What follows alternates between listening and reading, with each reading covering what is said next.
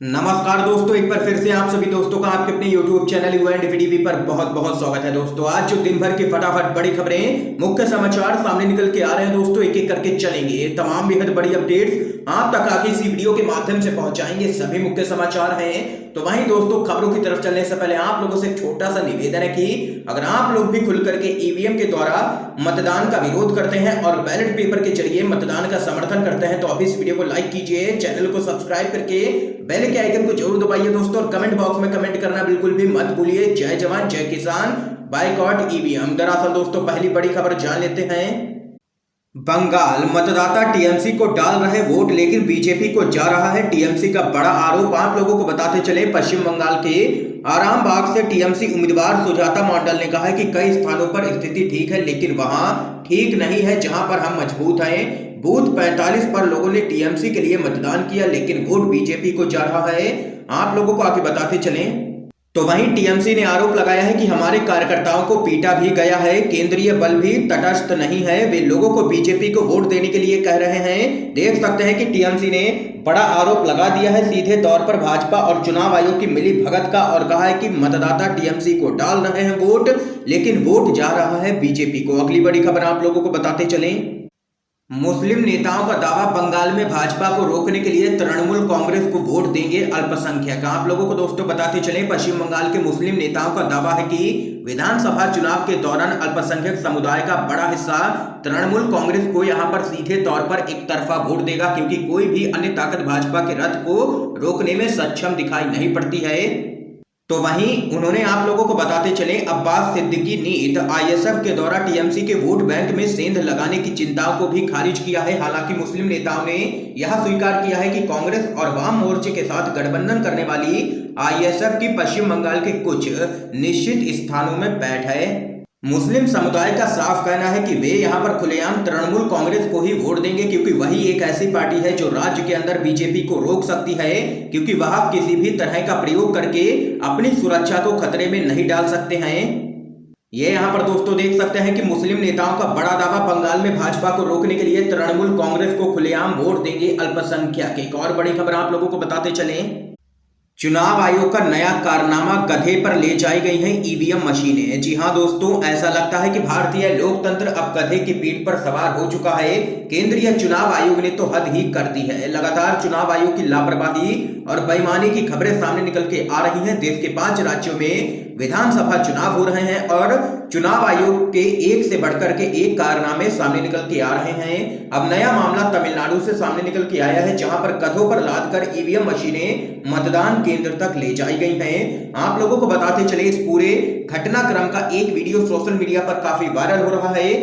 इस वीडियो में देखा जा सकता है कि ईवीएम मशीनों एवं अन्य चुनाव सामग्रियों को गधे पर लादकर मतदान केंद्र तक ले जाया गया है। चुनाव आयोग की इस कार्यशैली पर लगातार सवाल खड़े हो रहे हैं, खासतौर से ईवीएम मशीनों को लेकर के चुनाव आयोग इस बार कटघरे में है। तो वहीं चुनाव आयोग का एक और कारनामा है। असम में ही एक और मामला देखने को मिला है, जब एक मतदान केंद्र पर महज 90 वोटर थे और वोटिंग यहां पर 181 लोगों ने कर दी। देख सकते हैं लगातार यहां पर चुनाव आयोग की तरफ से बेईमानी भरी खबरें सामने निकल के आ रही हैं और लगातार ईवीएम इस बार है विपक्षी दलों के निशाने पर। ये यहां पर मामला तमिलनाडु से सामने निकल के आया है, जहां पर गधे पर ले जाई गई हैं ईवीएम मशीनें मतदान केंद्र तक। एक और बड़ी खबर आप लोगों को बताते चलें। आईएसएफ जैसे दल कोबरा से भी ज्यादा खतरनाक है, लेफ्ट फ्रंट बीजेपी का दोस्त है, ये यहां पर कहना है सीएम ममता बनर्जी का। आप लोगों को बताते चलें, पश्चिम बंगाल की मुख्यमंत्री ममता बनर्जी ने आईएसएफ पर हमला बोलते हुए आरोप लगाया है कि ऐसे दल कोबरा से भी ज्यादा खतरनाक है। प्रभावशाली मुस्लिम मौलाना के द्वारा गठित आईएसएफ माकपा और कांग्रेस के गठबंधन का हिस्सा है। अल्पसंख्यकों के तुष्टीकरण के लिए भाजपा के द्वारा लगाए जाने वाले आरोपों का हवाला देते हुए बनर्जी ने दावा किया है कि जब से वह मुख्यमंत्री बनी है, राज्य में हिंदू और मुसलमान अच्छे से रह रहे हैं। बनर्जी ने कहा है कि चोटिल होने के बावजूद वह राज्य का चुनाव जीतेंगी और आगे दिल्ली की सत्ता पर उनकी नजर होगी। आईएसएफ के नेता अब्बास सिद्दीकी का नाम लिए बिना उन पर हमला करते हुए बनर्जी ने कहा है कि फुरफुरा शरीफ से एक कपटी सामने आया है जिसने भाजपा से धन लिया है। आपको याद रखना चाहिए कि छल से आप बंगाल में चुनाव नहीं जीत सकते हैं। ये यहाँ पर जबरदस्त तरीके से आईएसएफ और यहाँ पर लेफ्ट फ्रंट पर भड़की है ममता बनर्जी। एक और बड़ी खबर आप लोगों को दोस्तों बताते चलें।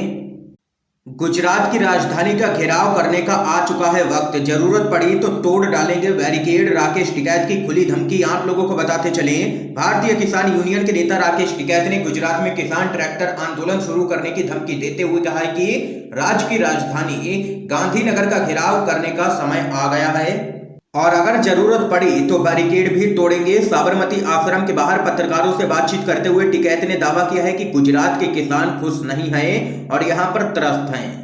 टिकैत ने कहा है कि किसान अपने ट्रैक्टरों का उपयोग करके गुजरात में आंदोलन करेंगे। गांधीनगर के घेराव और सड़कों को अवरुद्ध करने का समय आ गया है। यदि जरूरत पड़ी तो हम बैरिकेड भी तोड़ डालेंगे। ये यहाँ पर खुली धमकी दे दी है, चेतावनी दे दी है राकेश टिकैत ने।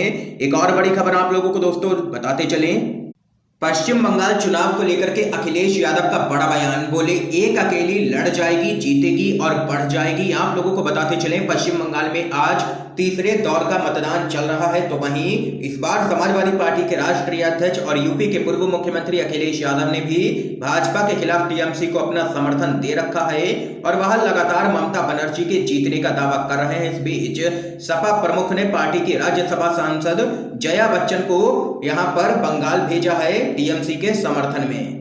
तो वहीं राज्यसभा सांसद जया बच्चन का फोटो ट्वीट करते हुए यहां पर एक बार फिर टीएमसी के पक्ष में बयान दिया है अखिलेश यादव ने। अखिलेश यादव ने कहा है कि एक अकेली लड़ जाएगी, जीतेगी और बढ़ जाएगी। इसके साथ ही उन्होंने लिखा है कि पश्चिम बंगाल चुनाव में तृणमूल कांग्रेस यानी कि टीएमसी को सपा के द्वारा दिए गए पूर्ण समर्थन का प्रतिनिधित्व करते हुए सपा सांसद जया बच्चन ने जनता से ममता बनर्जी की जीत को और भी बड़ा करने का यहां पर आह्वान किया है। तो वहीं अगली बड़ी खबर आप लोगों को बताते चलें, पश्चिम बंगाल में वोटिंग ने पकड़ी है एक बार फिर से रफ्तार। तमिलनाडु केरल में भी दिखा है जोश। आप लोगों को बताते चले, पश्चिम बंगाल समेत देश के 5 राज्यों में विधानसभा चुनावों के लिए मतदान लगातार जारी है। बंगाल, असम में तीसरे चरण के लिए मतदान है, जबकि केरल, पुडुचेरी, तमिलनाडु में सभी सीटों पर वोटिंग हो रही है। सुबह से ही वोटरों की लंबी लंबी कतारें देखने को मिल रही है। तो वहीं दिग्गज भी वोट यहाँ पर डाल रहे हैं। तो वहीं दोस्तों बात करें पश्चिम बंगाल की, यहां पर अभी तक 49% से भी ज्यादा मतदान दर्ज किया गया है। एक और बड़ी खबर आप लोगों को बताते चलें, सऊदी अरब ने लिया है भारत के खिलाफ बड़ा फैसला, चंद ही दिनों में होगा बड़ा असर। आप लोगों को बताते चलें, भारत सरकार और सऊदी अरब के बीच के ताल्लुकात पिछले कुछ समय से अच्छे नहीं चल रहे हैं, खासकर कच्चे तेल को लेकर के। दोनों ही देश आमने सामने हैं। सऊदी अरब में अब तक कच्चे तेल का उत्पादन ही कम रहा था, जिससे भारत में तेल की कीमतें आसमान पर पहुंच गईं। लेकिन अब सऊदी अरब ने कच्चे तेल की कीमतों में भी इजाफा कर दिया है, जिसके बाद भारत में तेल की कीमतों में काफी ज्यादा उछाल आने वाले वक्त में यहां पर देखने को मिल सकता है। तो यहाँ पर दोस्तों देख सकते हैं कि सऊदी अरब ने तेल की कीमतों को लेकर के भारत को एक और बड़ा झटका दे दिया है। तो वहीं अगली बड़ी अपडेट जान लेते हैं, कोरोना का खौफ, लॉकडाउन की संभावना के डर से एक बार फिर से बिहार लौटने लगे हैं प्रवासी। रेलवे बस स्टैंड पर दिख रही है भारी भीड़। आप लोगों को बताते चलें, देश भर में कोरोना का कहर जारी है। कोरोना के बढ़ते मामलों को लेकर के कई राज्यों में पाबंदियां लगा दी गई हैं। मुंबई सहित कई राज्यों में सख्ती के साथ बिहार में स्कूल कॉलेज बंद करने का फैसला ले लिया गया है। इस बीच कोरोना के चलते एक बार फिर से लॉकडाउन होने की संभावना से प्रवासी डरने लगे हैं। मीडिया रिपोर्ट की माने तो कई राज्यों से प्रवासी बिहार अपने घर को लौटने लगे हैं। तो वहीं दोस्तों इस बीच अगली बड़ी खबर आप लोगों को बताते चलें, जस्टिस एनवी रमन्ना को राष्ट्रपति कोविंद ने सीजेआई नियुक्त किया। 24 अप्रैल को लेंगे शपथ। आप लोगों को बताते चलें, जस्टिस एनवी रमन्ना भारत के 48वें मुख्य न्यायाधीश होंगे। राष्ट्रपति रामनाथ कोविंद ने उनकी नियुक्ति को मंजूरी दे दी है। राष्ट्रपति से मंजूरी मिलने के बाद अब 24 अप्रैल को जस्टिस रमन्ना शपथ लेंगे। जस्टिस रमन्ना वर्तमान chief justice S A Bobde के बाद सुप्रीम कोर्ट के दूसरे वरिष्ठतम जज हैं। 24 मार्च को वर्तमान chief justice S A Bobde ने उनके नाम की सिफारिश सरकार को भेजी थी।